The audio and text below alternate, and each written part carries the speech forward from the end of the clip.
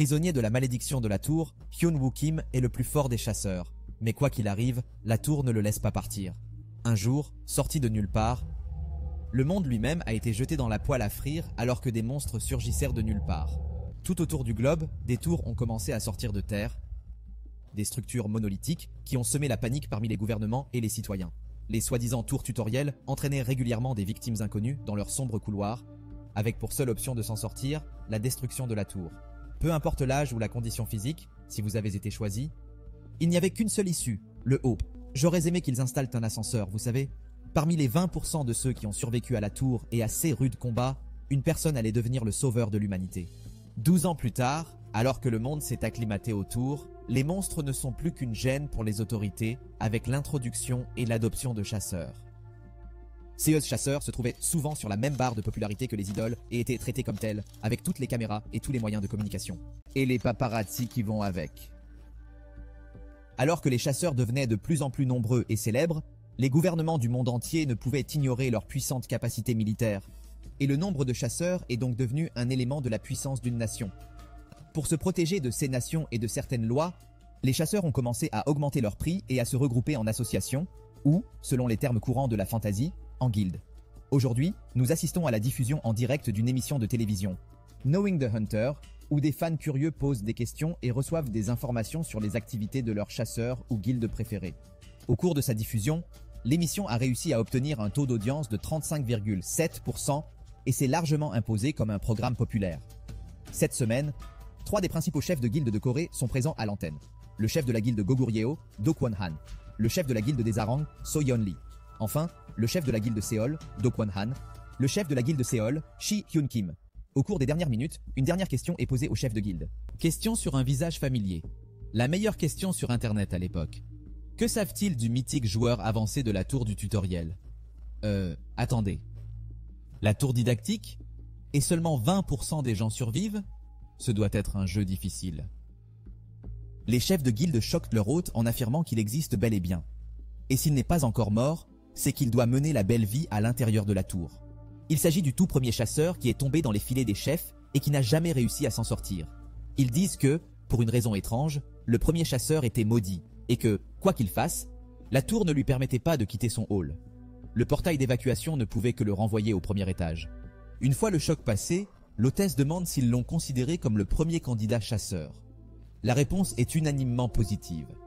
À leur connaissance, il a entraîné toutes ses capacités au maximum, à l'exception de la magie. Elle se demande alors s'il y a une chance qu'il devienne un chasseur vraiment puissant. Êtes-vous sourd?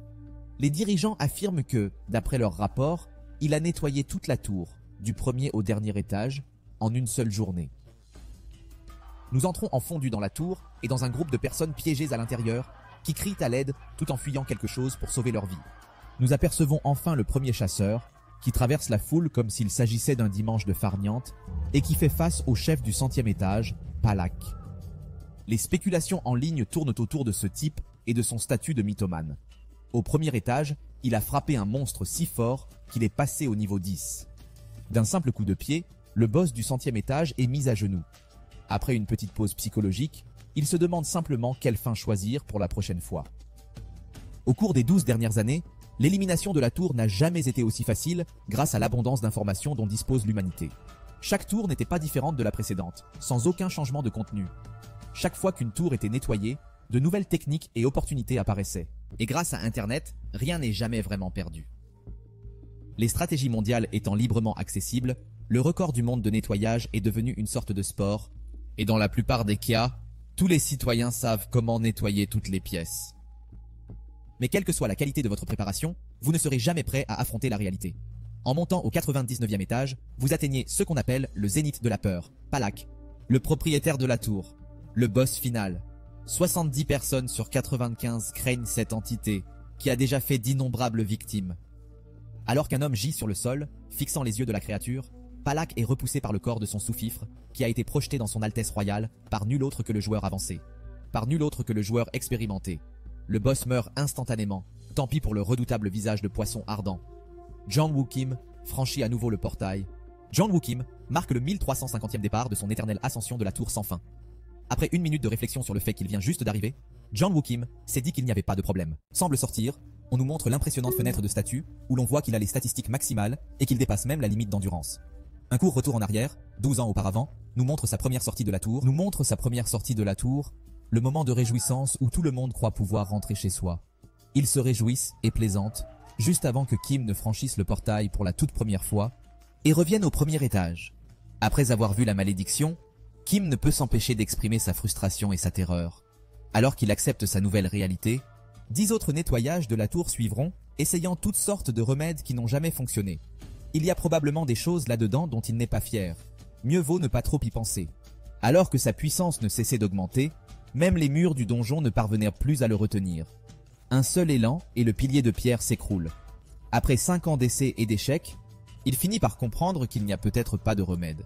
Finalement, se résignant à moitié à sa situation, Kim choisit de se divertir par divers moyens. Il a notamment joué la comédie. En tant que PNJ non scénarisé et instructeur militaire, j'avais pour mission d'aider les nouveaux apprentis, mais j'ai fini par souffrir de les voir partir. Jusqu'à aujourd'hui, parce qu'au moment où Kim regarde un nouveau texte, son espoir déclenche un feu d'artifice d'émotion. La boucle a été supprimée. La perplexité s'installant, Kim réalise lentement qu'il peut enfin partir. Après tout ce qu'il a fait, le charme a été rompu. Avec un cri de joie résonnant dans les couloirs, il s'agenouille et s'élance au sommet de la tour, faisant trembler toute la structure. Le temps le plus rapide pour nettoyer la tour est officiellement de 10 mois. Comme l'expliquent les maîtres de guilde, la plupart de leurs préoccupations se situent au-delà de l'étage 51, où un boss de haut niveau et de grande menace apparaît à chaque 10e étage. Bien sûr, un boss de haut niveau. Un boss qui ne se fait pas tuer sans pitié par la Kim montante alors qu'il traverse les étages les uns après les autres. En quelques minutes, il fait face au Balrog et à l'équipe, et tourne la tête en signe de protestation. En une fine brume rouge, enfin, ce qu'il en reste après cette explosion. Alors que la tour s'ouvre sur le champ qui l'entoure, les autorités préparent immédiatement une liste des survivants qui devraient sortir. Nous apprenons qu'il doit s'agir de l'évacuation la plus rapide de l'histoire. Alors qu'on lui demande son nom et qu'on le félicite d'être parti, Kim hurle et applaudit à tout rompre, heureux d'avoir enfin brisé la malédiction et d'être rentré chez lui. En vérifiant à nouveau la liste, l'instructeur ne semble pas trouver son nom jusqu'à ce que, sur un coup de tête, il vérifie le premier groupe à être entré dans la tour. Je suis sûr que vous pouvez deviner le nom qu'il trouve. Une semaine plus tard, sachant que le chasseur est sur place au centre de formation coréen pour assister au 18e groupe, ils réduisent à eux seuls le record du monde de 2 semaines. Mais la rumeur qui intéresse tout le monde et leur mère, c'est que le mystérieux joueur avancé était présent. Dans la salle d'attente VIP de la tour de tutorat, les chefs de guilde se réunissent pour savoir si leur ami tant attendu les a enfin rejoints dans la réalité. Ils attendent avec impatience le retour de Kim. Attendent le test, notant que Kim serait exactement le même que la dernière fois qu'ils l'ont rencontré, car la tour arrête à la fois le vieillissement et l'appétit. En bas, dans la salle d'entraînement, Kim se régale d'un paquet de chips pendant que les stagiaires se préparent pour leur test. Ils sortent tous lorsque les portes s'ouvrent, battant l'instructeur David, un chasseur de classe A, assez haut devant leur défi. Cependant, ils ne doivent pas être nerveux, car comparé à la tour elle-même, cet examen est une véritable promenade de santé.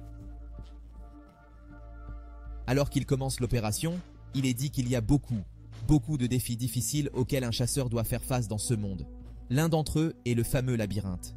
Fidèle à son nom, c'est un labyrinthe avec tous les pièges possibles et imaginables. La seule consigne qui leur est donnée est d'atteindre la sortie, et un compte à rebours de 30 secondes commence à s'écouler. 3, 2, 1. Dès que l'examen commence, il court. La jeune femme se rend dans la zone avec beaucoup de discipline. Kim reste en arrière et se tourne vers l'instructeur, ne posant qu'une simple question. Tout ce qu'il a à faire, c'est d'atteindre la sortie, n'est-ce pas? L'instructeur répond par l'affirmative, mais lui demande si c'est à ce point qu'il prendra l'examen au sérieux. Après une pathétique tentative d'intimidation de la part de David, Kim propose un pari. 100 001 s'il réussit en 20 secondes. L'enjeu est porté à 1 million 1. Kim se précipite sur le bord de la porte, étourdi par le fait que le salaire d'une journée et les heures supplémentaires de David s'élèvent à 10 millions. Alors que sa force augmente rapidement grâce à un point tiré en arrière, David et le monde entier ne peuvent qu'observer, émerveillés, qu'en un seul coup, le labyrinthe tout entier est percé d'un grand trou. Je pense que ce joueur avait un peu trop planifié le jeu.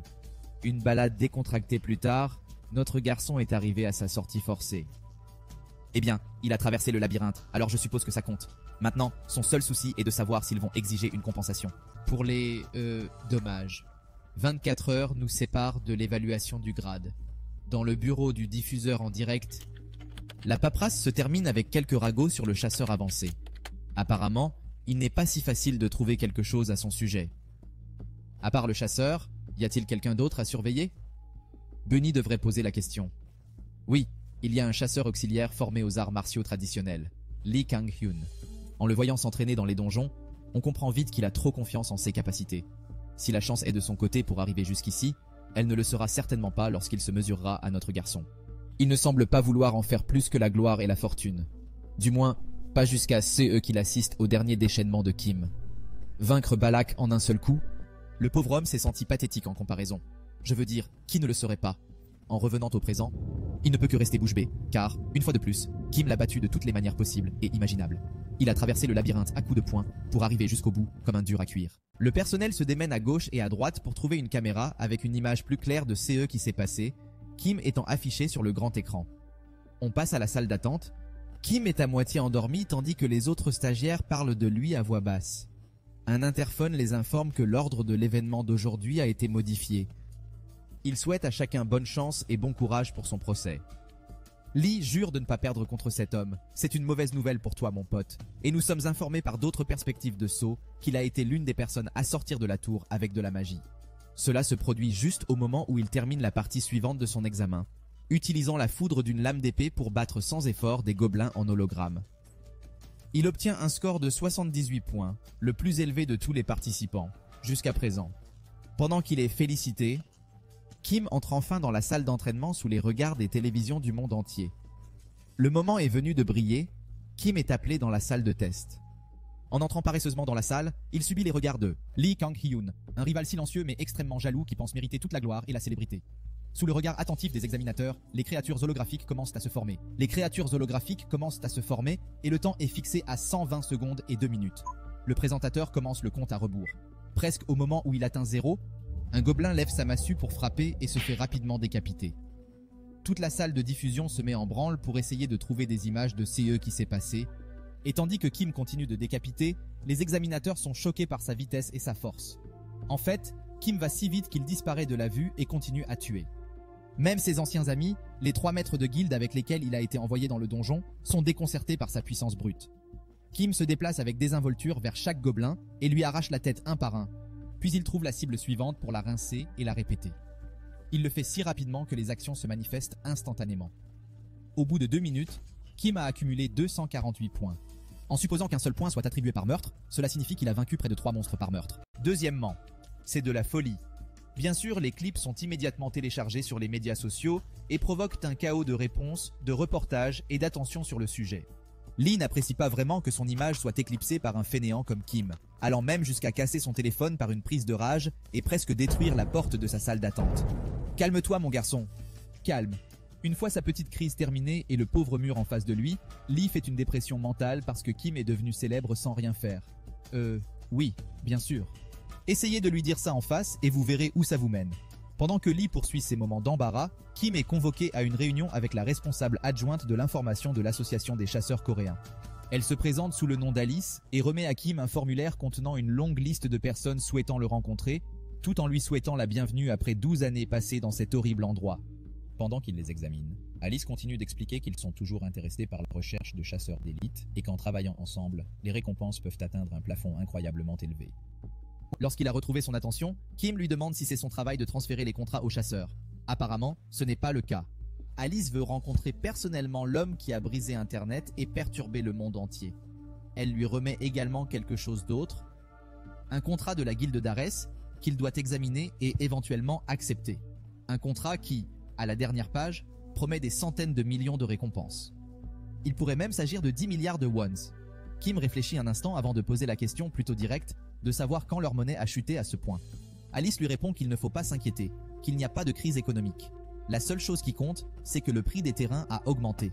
Elle sort son téléphone et lui montre le prix actuel de son ancienne maison. Auparavant de 300 millions de won, il a grimpé à 1,3 milliard avec l'inflation. Inutile de dire que ce contrat est une énorme affaire pour lui, et à condition que la guilde d'Ares veuille le garder, elle serait prête à doubler le prix à l'expiration du contrat tout en le renouvelant. Cela fait donc 20 milliards de won rien que pour ces services. C'est de l'argent très liquide. Kim est intelligente et demande directement si cela fait aussi partie de son travail de lui donner un tel contrat. Alice admet que c'est surtout parce qu'elle a un contrat personnel et promet qu'elle le transmettra au moins pour eux. Malheureusement pour toutes les parties concernées, Kim n'a jamais eu l'intention de rejoindre une guilde. Même si les récompenses seraient formidables, il n'a pas envie de s'engager dans cette voie. Alice pense qu'il s'agit d'une blague amusante, mais ce n'est pas le cas. Son raisonnement est le suivant. Il ne leur viendrait jamais à l'idée d'annoncer quelque chose d'aussi important sans aucune réserve. La quantité de travail inutile et ennuyeux qu'on lui imposerait dépasserait les avantages.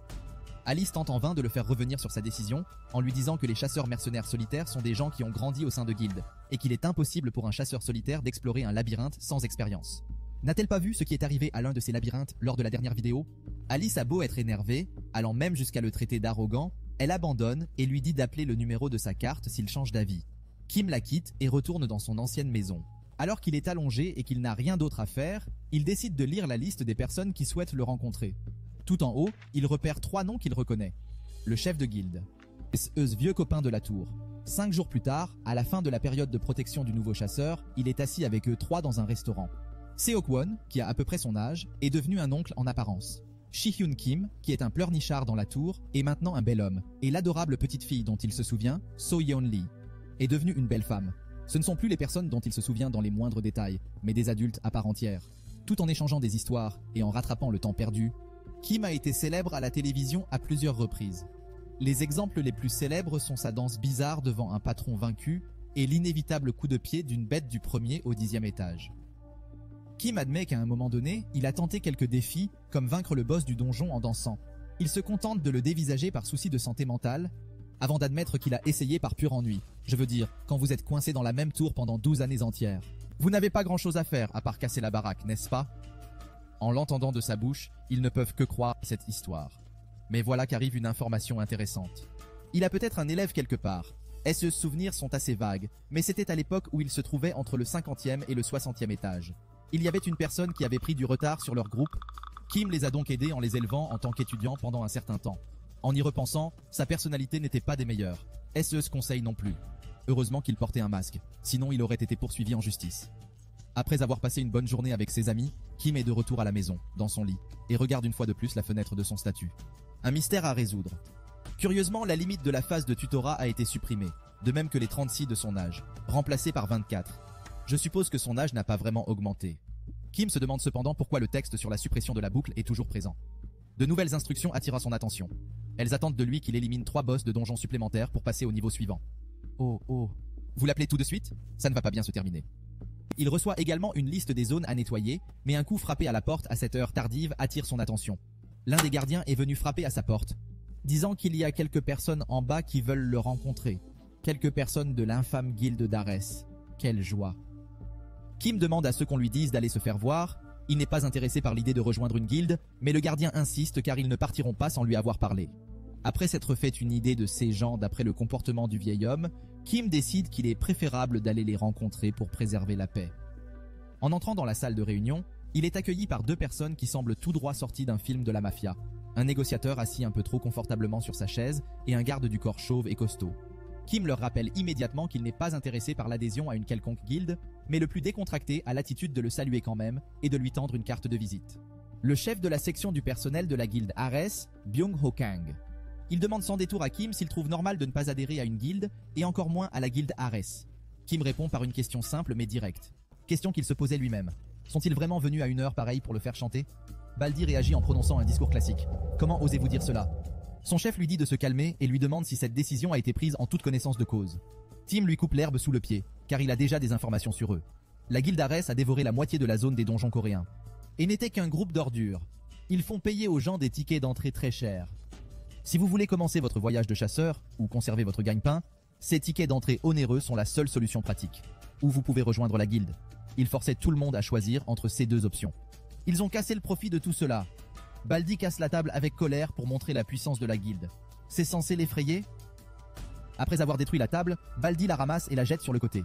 Apparemment, Baldi est un chasseur dont les capacités ont été déterminées comme étant supérieures au rang A. Et Kong commence à se demander si Kim peut le vaincre.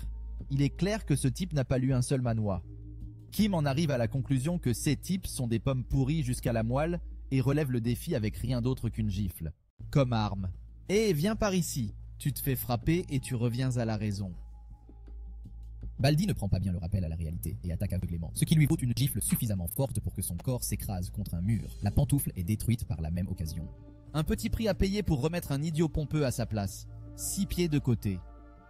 Lorsque les décombres et la poussière se dissipent, Kong regarde avec une terreur absolue l'homme le plus grand et le plus fort de leur guilde pendre mollement de sa position entre les restes de la peinture murale. Kong pensait vraiment que le fait d'emmener ses muscles avec lui permettrait d'intimider un homme comme celui-ci, mais cela s'est retourné contre lui. Tout ce qu'il peut faire à ce stade, c'est rester figé par la peur, se demandant ce qui a bien pu se passer. Et comment il avait pu en arriver là? Comment un chasseur aussi puissant a-t-il pu exister sans l'aide de la magie?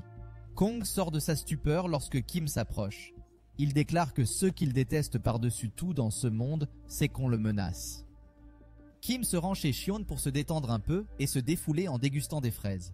Xion l'avertit qu'il vaut mieux ne pas le faire. Il est important de ne pas avoir de rancune envers ces types, car ils semblent avoir la mauvaise habitude de tuer des gens dans les labyrinthes, là où il n'y a pas de témoins. Pendant qu'il est présent, Kim commence également à recueillir des informations sur les donjons dans lesquels il est censé se rendre. Il demande à Xion s'il sait quelque chose sur l'Institut d'Adaron. L'Institut d'Adaron est un donjon de rang C dans lequel Kim a des affaires. C'est la seule explication que son ami, le Guildmaster Xion, obtient lorsqu'il lui demande pourquoi il veut des informations à ce sujet. Pendant que Kim déguste des fraises, Xion explique que la guilde Ares est propriétaire de ce donjon et qu'elle abuse de son droit en interdisant l'accès aux non-membres de la guilde. Kim s'écrie que c'est absurde et demande ce que fait le gouvernement pour empêcher cela. N'y a-t-il pas des lois antitrust ou quelque chose de ce genre pour les arrêter? La réponse est non. Ni le gouvernement ni les hommes politiques ne prêtent beaucoup d'attention aux chasseurs, car ils n'ont pas leur mot à dire. Par exemple, ils ne peuvent pas prédire combien de personnes passent par la tour et deviennent des chasseurs. Kim lui rappelle qu'ils tuent aussi des gens dans le donjon. Pourquoi cela n'est-il pas considéré comme un meurtre pur et simple? Parce que c'est considéré comme un crime, comme accidentel, explique Xion. Et si l'on considère la guilde d'Ares de l'extérieur, il s'agit d'une nouvelle industrie qui paie consciencieusement ses impôts. C'est une situation plutôt délicate, car les autorités ne peuvent pas vraiment s'immiscer dans le travail des chasseurs de l'extérieur sans mettre le feu aux poudres. Tim se lève et dit que tout devrait bien se passer s'il pouvait entrer secrètement d'une manière ou d'une autre. Il n'y aurait pas de problème. Xion lui rappelle qu'il garde les entrées du chasseur aléatoire qui se promène. C'est bien ça? Alors il n'a pas le choix. Il va devoir prendre le taureau par les cornes et se frayer un chemin jusqu'à l'entrée. Oh. Il a été prévenu que cela se terminerait par une relation hostile avec Ares. Mais si vous regardez le dernier chapitre, je pense qu'il est un peu tard pour cela. Nous passons maintenant au QG de la guilde d'Ares, où les dirigeants discutent de l'expansion de la guilde en Chine. La guilde Pado est manifestement devenue gênante, ce qui fait que la durée de l'expansion est estimée à 5 mois.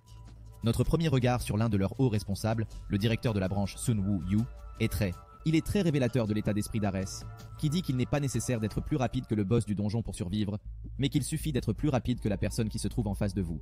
Ce n'est pas une guilde que je rejoindrai. La prochaine étape de leur liste concerne les capacités attendues de Kim Hyun-woo. Hyun-woo regarde le bloc-notes à 2 fois et demande s'il s'agit d'une blague. On lui assure que ce rapport a été réalisé à partir des séquences de la zone de tutorat en utilisant la machine d'analyse introduite à titre d'essai pour tous les calculs.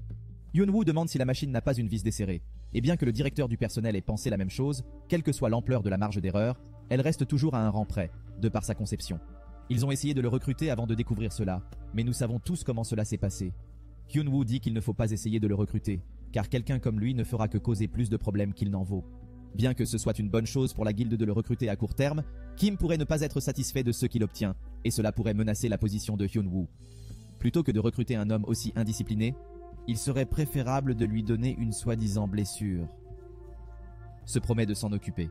Alors qu'il sort de la pièce, l'un de ses subordonnés se précipite pour lui faire part d'un problème important rencontré à l'Institut d'Adaron.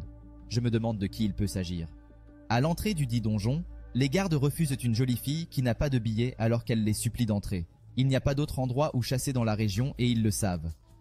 Le garde qui s'approche d'elle dit qu'il est un opa de principe, mais que lorsqu'il la voit, son cœur s'affaiblit un peu, et qu'il la laissera entrer en échange de son numéro de téléphone. C'est là qu'il remarque que Kim s'approche de la porte. Kim lui dit que ses affaires se trouvent à l'intérieur du donjon, et le garde commence à s'énerver. Je vais chercher le popcorn. Le gars dit à Kim que s'il veut devenir fou, qu'il le fasse ailleurs. Kim reste silencieux pendant quelques secondes avant d'enlever sa chaussure. Oh, et de dire qu'ils ne comprennent pas vraiment. Même s'ils parlent pacifiquement, ils ne comprennent pas. Il dit au grand garde de venir ici avec un sourire. Le garde s'agite, mais avant qu'il ne puisse terminer sa phrase, il passe par-dessus la porte à cause d'une glissade de pantoufles. Gar regarde entre Kim et le nuage de poussière derrière lui, essayant de faire de son mieux pour comprendre ce qui vient de se passer. Son ami à la tête de viande s'est effondré sur une clôture métallique cabossée. Kim apparaît derrière lui comme si de rien n'était, voulant ses chaussures. Le pauvre homme n'a pas vraiment le choix et les donne à Kim avant que les choses ne dégénèrent. Notre protagoniste remarque à quel point ces choses sont légères, bien qu'elles soient presque entièrement faites de métal. Le gars avait payé 5 millions de won pour les faire alléger. Pendant ce temps, au siège de la guilde de Séoul, Shi-eun se fait engueuler par l'une des autres vieilles amies de Kim, So-yeon-lee. La femme est très inquiète de voir Kim entrer seule et reproche à Shi-eun de l'avoir laissé sortir. Mais il réplique en demandant comment il était censé l'empêcher de sortir. Surtout qu'il a dit exactement la même chose à Kim. Yeon pense-t-elle qu'elle aurait pu l'arrêter dans la même situation? Vous restez silencieux un moment en réalisant qu'il a raison, vous ne pensez pas? Je veux dire, vous essayez d'arrêter un train de marchandises. Yeon s'inquiète rapidement de l'attitude de la guilde d'Ares. Ensuite, Kim est déjà en froid avec eux à cause de la raclée qu'il a infligée à leur chef d'état-major dans l'épisode précédent. Mais Shion n'a pas pu obtenir d'informations plus détaillées que cela. Il sait que si Kim ne bouge pas, il n'y aura pas de problème. Cependant, dès qu'il y a une rupture dans la relation, Kim se met en colère contre l'adversaire et montre sa personnalité plutôt tordue. Il sait pourquoi il est tordu comme il l'est, mais en substance, il pense qu'il ne devrait pas vraiment s'inquiéter pour Kim si ce qu'il leur a dit est vrai. Yeon demande de quoi il parle, et Shion lui révèle les grades des capacités de Kim. La femme recule un peu sous le choc, analysant lentement l'information qu'elle vient de recevoir. De retour dans les profondeurs de l'Institut Adaron, nous rejoignons un petit groupe de chasseurs cherchant à abattre le patron Adaron alors qu'ils développent une stratégie. Pendant ce temps, Kim se promène dans les couloirs et rencontre le grand monstre effrayant. Il le regarde, impuissant, remarquer Kim et se réjouir d'avoir trouvé un nouveau sujet de recherche. Flippant à souhait, mais bon. Le patron fait grincer son scalpel géant contre l'aiguille de la seringue attachée à son bras et Kim l'avertit simplement de ne pas le faire. Adron n'a qu'une seconde pour demander de quoi il parle avant que le boss ne soit décapité d'un simple coup de pied. Kim consulte son menu qui confirme la mort du premier boss requis, tandis que le groupe de chasseurs à proximité regarde avec perplexité le joueur avancé s'éloigner. Quelque part dans le sous-sol de la guilde Ares, dans le bureau du département exécutif, le chef du département de gestion Chun Myung-gu reçoit la visite surprise du directeur du personnel. Alors que Chun examine le dossier qui lui a été remis, il est impressionné par les compétences de Kim et lui demande s'il en a vraiment autant. Le directeur Sun-woo lui répond qu'il ne s'agit que d'une analyse temporaire et qu'elle n'est pas encore tout à fait exacte, mais c'est tout de même incroyable, et c'est la force d'un monstre. Chun demande s'il doit simplement recruter Kim. Au lieu de cela, il a pour ordre d'infliger au protagoniste une blessure digne de ce nom. Même si Chun fait ce qu'il veut, il n'y aura pas de problème. En insistant davantage, Sun-woo dit que parce que Kim s'est introduit dans leur donjon exclusif et a frappé le garde, la fierté d'Ares a été blessée de façon assez importante. L'orgueil d'Ares a été passablement blessé. Chun lui répond qu'il sera difficile de blesser quelqu'un comme Kim. Il ferait mieux de régler le problème discrètement et de ne pas impliquer le directeur de la succursale. Ce dernier doit en effet se concentrer sur l'expansion en Chine. Le département exécutif retire également du personnel du pays à cause de la guilde Pado. Depuis sa création il y a 2 ans, les Pado ont monopolisé jusqu'à 50% des donjons de Chine. 4 ans seulement après leur sortie de la tour, ils ont fait de la guilde une organisation gigantesque dont les membres les plus éminents possèdent tous des capacités monstrueuses. Le plus surprenant, c'est que le chef de la guilde, classé 5e parmi tous les chasseurs de rang S du monde, est une personne qui n'a pas encore été identifiée. Quoi qu'il en soit, il ne devrait pas s'inquiéter pour Kim pour le moment, car le département exécutif n'a pas les hommes nécessaires pour le blesser correctement. À la place, ils enverront un expert soigneusement sélectionné pour régler le problème proprement. Pendant ce temps, Kim tripote le nouveau téléphone que Shion lui a offert. Il fait des recherches sur la technologie moderne et sur la façon dont elle a évolué en 12 ans. Il prend également une photo, admirant l'image cristalline à l'écran, tandis que Shion se demande si c'était une bonne idée de lui acheter quelque chose comme ça. Cela fait 3 heures qu'il tripote l'appareil et qu'il joue à un jeu mobile pour passer le temps. Sur une note plus légère, le donjon du village forestier mentionné par Kim est géré par la guilde du sol de Shion. Au moins, cette fois-ci, il sera facile d'y entrer. Il n'y aura probablement pas de boss. Kim doit faire une double réflexion. Comment ça, il n'y aura pas de boss? Shion explique que, contrairement à ce qui se passe dans la tour, les monstres des donjons apparaissent sans cesse à des endroits prédéterminés. Si vous tuez un boss, il lui faut beaucoup de temps pour se régénérer. Bien que cela varie d'un donjon à l'autre, il faut environ 1 mois pour que le boss de la forêt se reconstitue. Mais comme ils ont attrapé le boss environ 4 semaines auparavant, il devrait être sur pied dans 2 ou 3 jours. Agacé par l'attente, Kim demande si Chi-yoon a réussi à obtenir des informations sur l'autre donjon, le marais visible. Malheureusement, ce donjon est exclusivement détenu par la guilde Ares.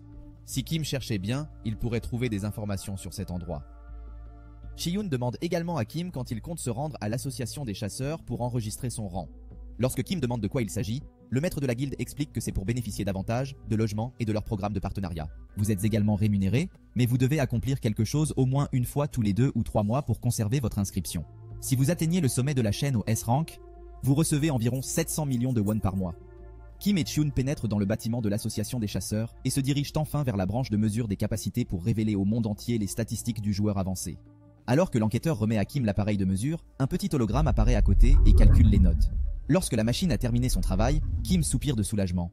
Kim soupire de soulagement et se tourne vers le personnel pour lui donner son sac à outils, mais il doit reculer de surprise lorsque le gars crie de stupeur à cause des résultats. En l'espace de quelques heures à peine, la nouvelle de ses résultats est déjà connue et l'internet s'en empare. Les gens sont émerveillés et disent qu'il est pratiquement l'égal d'un chasseur de premier rang. Kim est déconcerté par la rapidité avec laquelle les informations sont diffusées à l'ère moderne, contrairement à ce qui se passait il y a 12 ans, lorsqu'il vivait à l'extérieur. Il ne s'est même pas écoulé quelques heures que l'internet s'arrache les cheveux à cause de son classement. Chun explique qu'il est la personne dont on parle le plus en ce moment, et qu'il n'y a donc rien qu'il puisse faire. Depuis qu'il a mis le donjon d'Arès sens dessus-dessous, de nombreux groupes le surveillent de très près. Kim, quant à lui, ne semble pas se soucier outre mesure de la façon dont il a bouleversé le monde. Sion lui conseille de rester sur ses gardes, car la guilde d'Arès a déjà recueilli toutes les informations sur lui. Il doit être prudent à partir de maintenant car la guilde des Arès est vraiment dangereuse. Pendant ce temps, Kim essaie de ne pas rire comme un enfant devant quelque chose qui s'affiche sur l'écran de son téléphone. Cela va être plus difficile qu'il ne le pensait. Pauvre Sion. Après un moment de silence gênant, Kim demande pourquoi Sion l'escorte. N'a-t-il pas des choses à faire? Seo Kwon et Seo Yeon, les autres maîtres de guilde, ont l'air très occupés. Mais il a l'air d'avoir beaucoup de temps libre. Sion semble légèrement agacé par la question, mais y répond tout de même. En effet, il est également maître de guilde et a ses propres responsabilités, mais il a pris le temps de s'occuper de son vieil ami. Dans le sous-sol des horreurs de la guilde d'Arès, 2 hommes d'expérience examinent en détail le rang de Kim, et l'un d'eux s'évanouit presque à sa vue. Le chef de leur équipe exécutive, le département exécutif dit qu'il s'agit d'un monstre au sang pur avec des rangs aussi élevés. Il n'est pas étonnant que le directeur de la succursale au-dessus d'eux veuille le tuer. Le chef exécutif dit à son ami qui domine le document de ne pas s'inquiéter outre mesure. Ils ont appelé Chun Kang-shin, un mercenaire de grande envergure qui sera bientôt de rang S en Chine. C'est le contre-pied parfait à un joueur aussi avancé que lui, n'est-ce pas? Kim remarque qu'il a été facile d'entrer dans le village forestier. Nous marchons avec Shi-Yoon et un jeune membre du groupe dans les bois étrangement éclairés par la lune. Bientôt, le boss se régénérerait et ils auraient un bon combat à mener pour l'abattre. Oh s'il vous plaît, nous savons comment cela va se terminer. Mais à l'insu de Kim et de ses amis, une 4e personne les suit dans la région. Une personne avec un sourire diabolique aux dents nacrées. Kim se retourne vers le nouveau venu, qui n'a pas vu l'homme effrayant, et le garçon se présente sous le nom de Gamun Park. C'est le supporter qui les accompagne pour ramasser les objets que le combat contre le boss pourrait rapporter, car tout peut être vendu en espèces sonnantes et trébuchantes. Selon la valeur actuelle, il faut compter environ 3000 won par objet. Kim demande à quoi servent les drops de l'enfer et obtient un regard de pitié après. Il pense que quelqu'un comme lui, qui est toujours insouciant, ne peut pas comprendre. Les gouttes sont utilisées pour forger des armes et des armures. Park pose une question au joueur lui-même. Kim pourrait-il enregistrer le combat contre le boss? Kim répond que oui, qu'il l'autorisera en échange d'un ratio de 8/2 sur les revenus publicitaires. Espèce de méchant. Pendant que... Ils parcourent la forêt à la recherche de la salle du boss, elle et Kim améliorent une carte qu'ils emportent avec eux. Kim se contente de la regarder, pendant que son ami lui explique que le village forestier n'est pas différent. Jetant la carte, Kim hurle à Park de bien enregistrer tout ça, et lève le poing vers les arbres juste devant, d'où émane une lumière violette incandescente. Le bras tendu vers l'arrière et l'élan puissant, Kim frappe avec tous ses muscles et détruit tout ce qui se trouve sur son chemin d'un seul coup. Au revoir les arbres, bonjour la sortie facile. À la fin de son coup de poing, le monstre patron, l'ogre à 2 têtes, attend à la fin du donjon. Kim s'élance avec enthousiasme vers le boss, tandis que Shi-Hoon et Park le trouvent absolument fou, tant par sa force que par sa personnalité. Le labyrinthe jusqu'à la zone du boss d'un seul coup de poing. Pouvez-vous être plus fort? Et comme d'habitude pour notre garçon, Kim saute dans les airs comme si c'était un autre mardi matin. Comme s'il s'agissait d'un mardi matin et frappe le boss d'un énorme coup de pied à la tête. Il se tient debout sur le patron vaincu, ayant fait tout cela en moins d'1 minute. Le vent de son coup fait voler les feuilles en éclats tout autour de la zone, et derrière Park et Xie-Yoon, l'étranger est assis sur les branches d'un arbre en silence, observant la scène d'un air menaçant. De retour auprès de ses maîtres de la guilde d'Arès, Chun Kang-shin est interrogé sur les performances de Kim et se demande s'il est vraiment aussi bon que les rumeurs le disent. Réponse courte, oui, il l'est. Grâce à sa force physique pure, sans magie ni compétence, il a réussi à battre un boss à lui tout seul. Chun l'admire à un certain niveau. Mais en véritable antagoniste, il y voit aussi une bonne occasion de faire ses preuves. Pourquoi dois-tu être comme ça? Il veut savoir tout ce dont Kim n'est pas capable. Le chef exécutif l'informe que, d'après leurs renseignements, Kim se rendra ensuite dans le marais visible, et Ares a réussi à faire du donjon. Sean y voit l'occasion rêvée de sauter sur l'occasion et de lui préparer un petit accueil. Fidèle à sa parole, Kim arrive à sa destination finale le lendemain matin. C'est le dernier boss qu'il doit chasser pour remplir les conditions de la liste. Dès son entrée, il ressent une sensation très désagréable. C'est comme si quelqu'un l'attendait. Mais un message de Soyeon suffit à le distraire. Kim ne doit pas oublier ce qu'elle lui a dit hier à propos d'Ares. Et surtout, il ne doit pas semer le trouble. En revenant en arrière, ces sauts de perspective sont pénibles à suivre. Kim est dans un restaurant avec sa charmante amie Soyeon, la beauté aux cheveux bleus qui le traite comme un grand frère. Elle lui demande carrément pourquoi il veut se rendre sur le territoire géré par Ares, se contentant de répondre qu'il a des affaires à régler. Lorsqu'on lui demande plus d'informations, Kim devient un peu nerveuse à cause de son ton et dit qu'elle saura quand le moment sera venu. Oui, croyez-moi les garçons, vous ne voulez pas énerver une femme aussi occupée. Soyeon espère bien qu'il ne fait pas ça pour embêter la guilde d'Ares là où le soleil ne brille pas. Kim cède un peu et dit oui. Et ça aussi, juste un peu. Le visage adorable de Kion passe de mère stricte et inquiète à défaite en quelques secondes, alors qu'elle semble réaliser qu'elle ne gagnera pas en discutant avec lui. Mais quoi qu'il fasse, son voyage devra être précipité, à moins qu'il ne veuille se heurter à la guilde sur son propre terrain. À ce propos. Se tenant devant le joueur avancé en proférant des insultes et en tremblant, les gardes de la porte d'Ares restant tentent de l'effrayer avec le nom de la guilde. Il commence vraiment à s'agacer de ce répertoire immuable. La même arrogance, le même schéma agaçant. Lorsque les membres de la guilde s'angoissent ou font leur crise de la quarantaine, ils hurlent leur nom influent comme s'il s'agissait d'une carte de sortie gratuite. Cela devient trop familier d'un bout à l'autre et lui tape sur les nerfs. Par pure arrogance, le type attaque le protagoniste. Cela se termine aussi bien que vous le pensez. À partir de là, il se dirige vers le marais, et le dernier boss dont il avait besoin l'attend un peu plus loin, le méga alligator. Him se souvient d'une autre chose que Yoon lui a dite pendant la sortie. Les parties de cette bête, à savoir le cuir et les dents, se vendent très cher. Il possède des qualités anti-magiques. Il ignore facilement les tentatives d'intimidation de l'alligator, et un coup de poing plus tard, il survit. Félicitations, mon frère. Lorsqu'il apprend qu'il a l'intention de lui prendre sa peau et ses dents, l'alligator ne se laisse pas faire et prend ses jambes à son cou. Malheureusement pour lui, Kim aime la torture et balance le pauvre alligator comme un personnage de dessin animé. Alors qu'il touche le flanc de la montagne, l'alligator décide qu'il en a assez et se tourne vers Kim de toutes ses forces pour l'intimider à nouveau. Il échoue lamentablement. Kim est excité à l'idée que l'animal veuille le défier, mais lorsqu'il se déplace pour esquiver les mâchoires de cette bête gigantesque, il ne peut pas bouger. Une sorte de chaîne rougeoyante apparaît autour de ses jambes, les bloquant l'une contre l'autre. Cheon se murmure « Meurs, Kim Hyun-woo ». Kim esquive l'attaque sans tenir compte de la chaîne. Il s'écarte de la chaîne en sautant d'un cheveu. Il demande à haute voix ce que sont ces stupides chaînes et obtient une réponse de celui qui les a lancées. C'est sa compétence parfaite. L'homme se présente seulement comme quelqu'un d'important envoyé par les airs. Harry se sent coupable de l'observer. Kim comprend facilement qu'il s'agit d'une tentative d'assassinat. Sean est très impressionné par la façon dont Kim s'est balancé autour de l'alligator comme s'il s'agissait d'un jouet. Il est encore plus impressionné par la décapitation de l'ogre à 2 têtes du village forestier. Cependant, il ne peut rien faire contre ces chaînes magiques invulnérables. Quoi que Kim fasse, la chaîne sur ses bras ne bouge pas. Si Kim veut se libérer des chaînes magiques, il lui faut une magie plus puissante que celle de rang A de Sean. Mais Kim n'a aucune magie à cause du temps passé dans la tour. Pendant une fraction de seconde, il semble que Kim s'inquiète enfin de sa situation. Mais 1 ou 2 secondes plus tard, il semble juste confus que le gars lui parle. C'est lui le protagoniste. Il n'y a pas de tactique de taureau que vous pouvez tirer sur l'armure de l'intrigue. Bonne chance. Tout ce que Kim dit semble irriter davantage son geôlier. Sean finit par essayer de rationaliser le comportement laxiste de sa proie en le mettant sur le compte d'une fièvre calme. Kim essaie d'agir calmement pour avoir l'air dur et posé. Mais même le plus grand des joueurs avancés doit s'inquiéter à ce stade. Oh là là. Chun en a assez de son attitude et se lance à l'assaut de la gorge avec sa lame, en utilisant ses 2 compétences de haut niveau, poison et explosion, qui ne font absolument rien. C'est ce qu'on appelle le Cold It. Kim est fatigué de ces conneries, alors quand Chun attaque à nouveau, il marche pratiquement dans le point qu'il attend et l'envoie dans un arbre solide à toute vitesse. Dans un arbre vraiment solide à Mach 9. Si seulement on pouvait en faire des murs de donjon. Chun avait fait l'erreur de débutant la plus grave de sa vie. Ne pas attacher tout le corps de Kim avec la chaîne. Il semble que l'expert mercenaire ne s'attendait pas à ce qu'une chose aussi simple ruine ses chances. Le diable est dans les détails, mon frère. La chaîne se détache soudainement au milieu de l'attaque de Chun, laissant à Kim une marge de manœuvre plus que suffisante pour contre-attaquer. Alors qu'ils disparaissent, Kim donne un coup de pied à l'assassin en plein dans l'estomac et déracine le pauvre arbre.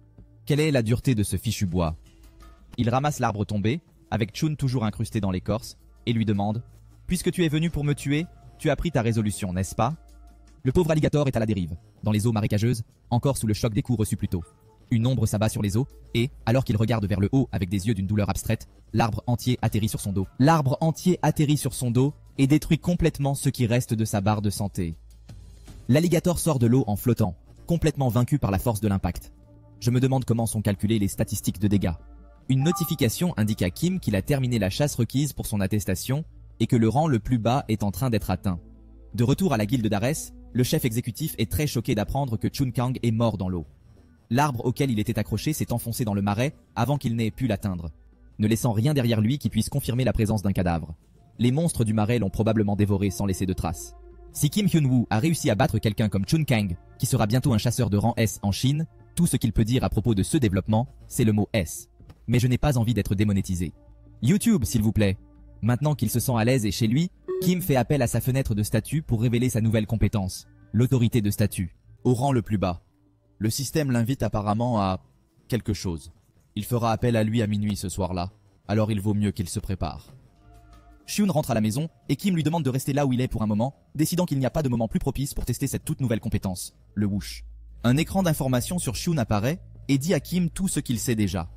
Il le regarde tranquillement pendant un moment avant d'entrer dans une rage totale sur l'inutilité de tout cela, effrayant le pauvre Shun au point de lui faire perdre la vie. Après s'être excusé auprès de son ami, Kim n'a d'autre choix que de s'asseoir et d'attendre que le système le convoque à minuit. Peut-être pourra-t-il enfin obtenir des réponses détaillées sur ce qu'il a retenu dans la tour pendant toutes ces années. Et juste au moment où la cloche de minuit sonne, la pièce s'éteint et Kim est appelé par un énorme éclair de lumière. Kim regarde les murs de briques blanches de la pièce, avant de remarquer la personne assise en face de lui. La jeune fille lui adresse un bref salut monotone, déclarant qu'elle est ravie de rencontrer enfin le gardien. Elle s'appelle Evie, AV, et qu'elle serait son assistante à partir de ce moment-là. Alors c'est d'accord ? La jeune fille affirme que tant qu'il sera en vie, ils se verront souvent. Après avoir attendu 1 minute ou deux qu'elle dise quelque chose, il commence à s'agacer. Il pourrait rester là à se regarder jusqu'à ce que l'un d'eux tombe raide mort, mais Kim a une meilleure idée. Quelqu'un veut du gâteau ? Quoi qu'il en soit, il lui demande si elle va lui donner une explication ou non, mais AV semble plus confus qu'autre chose. Kim bondit de sa chaise et lui demande carrément si elle l'a invité pour lui dire quelque chose ou quoi.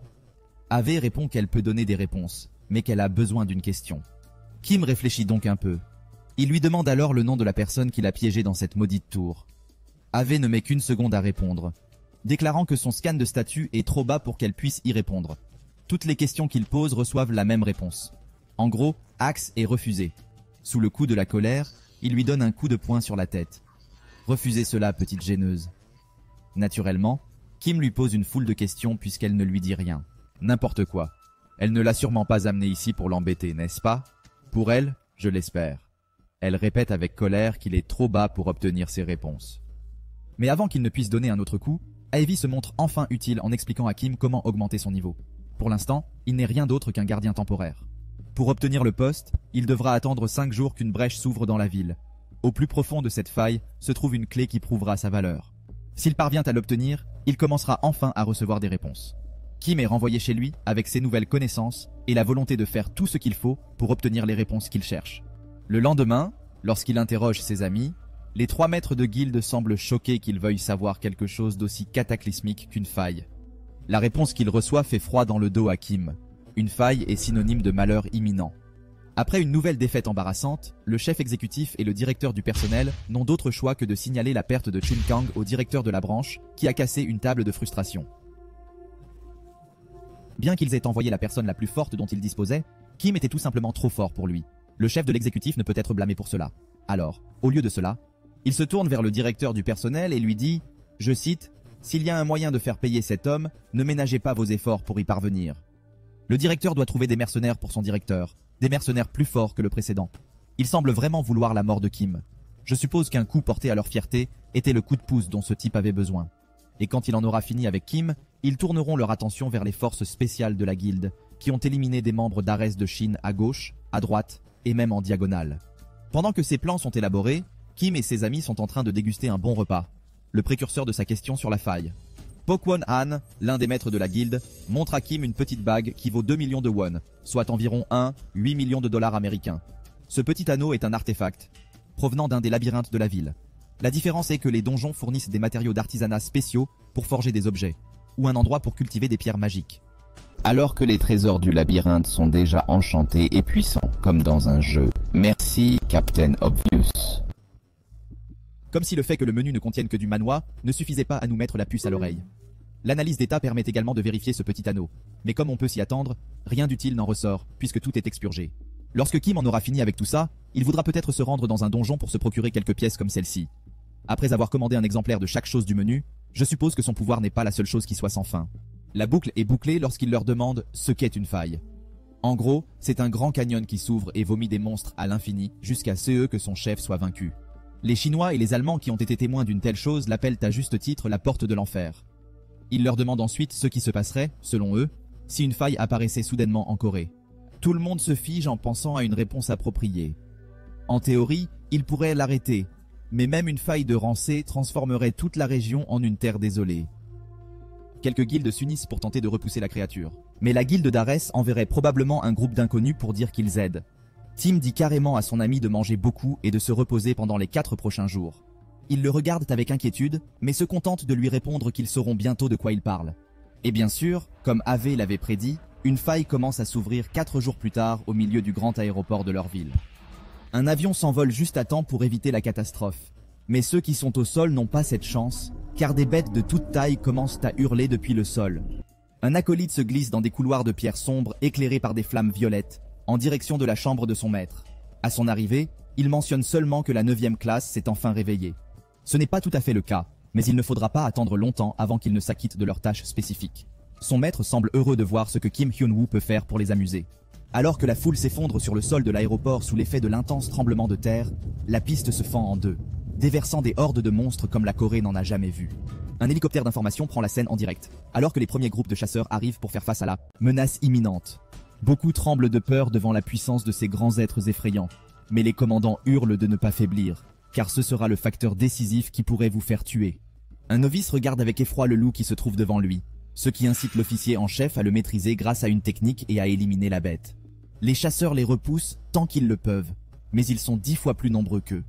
Un cri attire l'attention de tout le monde. Un squelette rouge géant aux yeux brillants et muni d'une arme sort de l'aéroport détruit, levant sa massue pour frapper. Le monstre est classé A+, et pour cause. D'un seul coup, l'un des porteurs de boucliers s'écrase sur une voiture voisine, la détruisant et permettant à la bête de s'approcher. Elle lève sa massue pour un second coup, et voit sa tête coupée en deux par Kim, qui atterrit comme s'il n'était qu'en train de faire une petite promenade. La carcasse du monstre commence à disparaître, et le commandant court vers son camarade tombé au combat, remerciant quelques divinités intérieures qu'il soit en vie et sauvé par des joueurs avancés. La cavalerie était arrivée.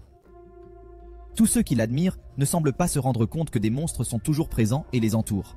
Le groupe se défend rapidement, tandis que Kim remarque à quel point il est hideux de voir autant de monstres au même endroit. Même s'il devrait vraiment aller jusqu'au bout et s'occuper de tout ça une fois pour toutes, il peut d'abord donner un coup de main aux runs.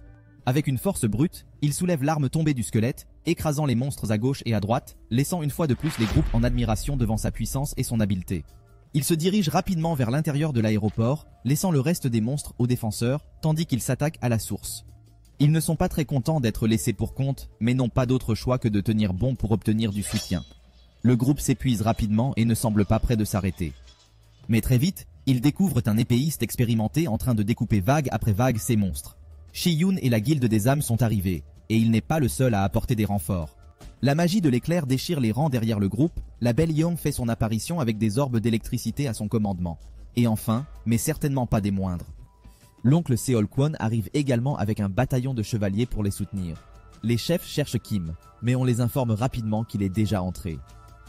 Dans un puissant rugissement, Seol-Kwon se lance dans la bataille et fonce sur les ennemis les plus proches à une vitesse fulgurante. Bien qu'il soit habillé comme un bloc de tungstène, les monstres qui s'en prennent à Sion se retrouvent rapidement sans sang ni membres, et aucun n'ose s'approcher de Yeon-Lee qui fait frire tout ce qui l'entoure dans un épais manteau d'éclairs et de tonnerre.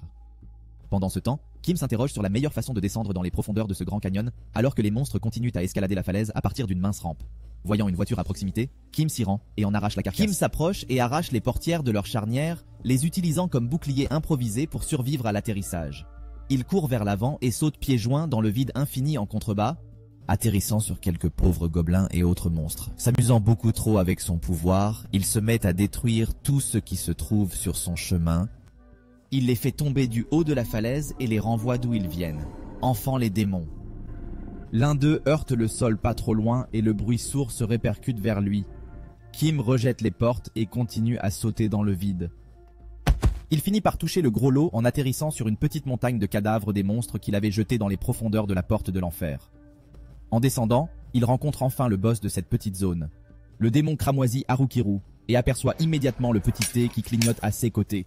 Ce à quoi Kim ne s'attend pas, c'est que ce démon soit capable d'esquiver ses coups.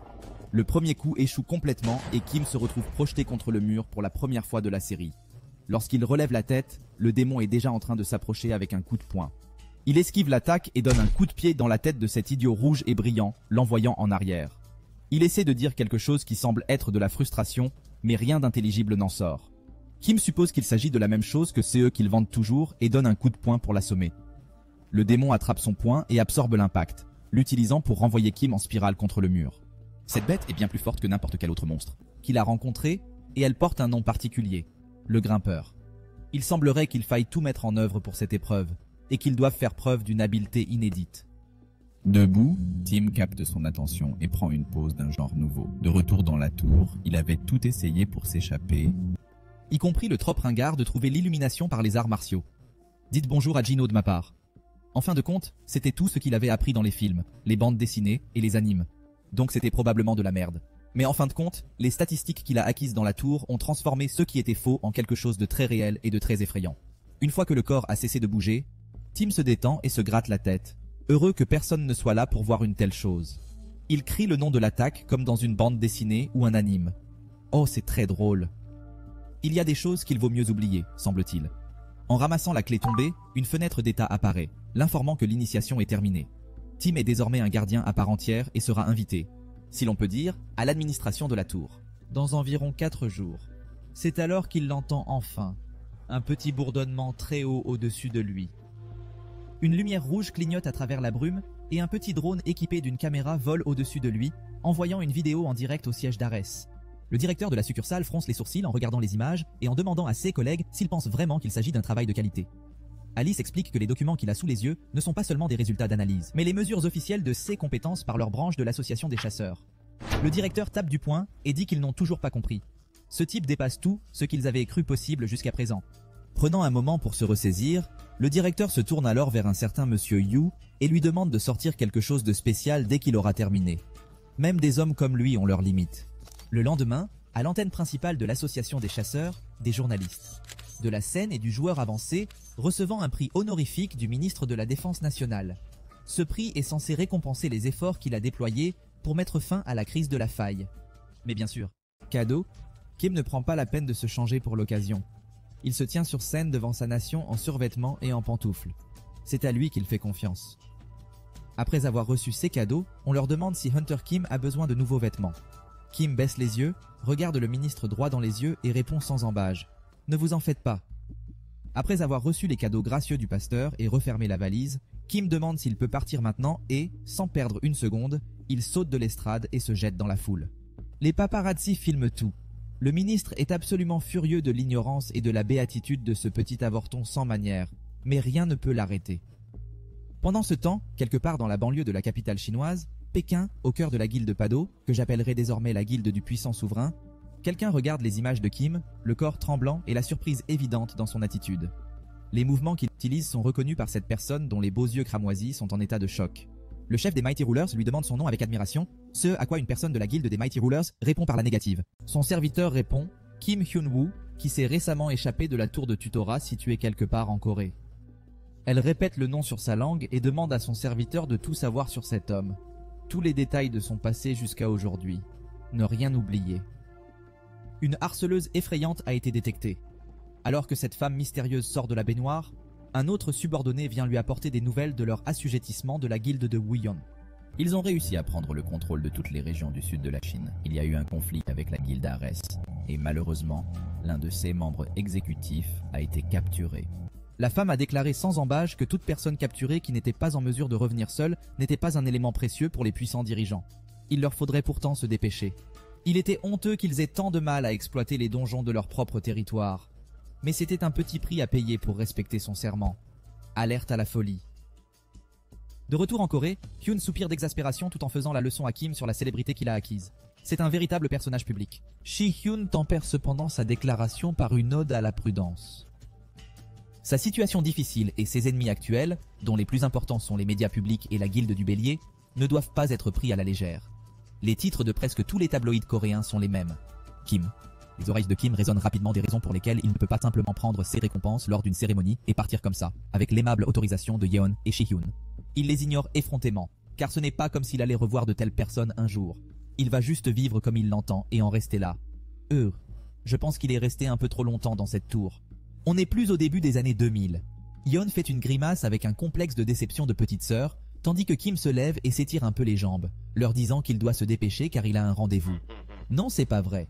Alors qu'ils sont tous surpris que Hyun-woo ait des amis, sans parler d'une petite amie, ouf, en réalité il s'échappe avant sa téléportation forcée vers la V.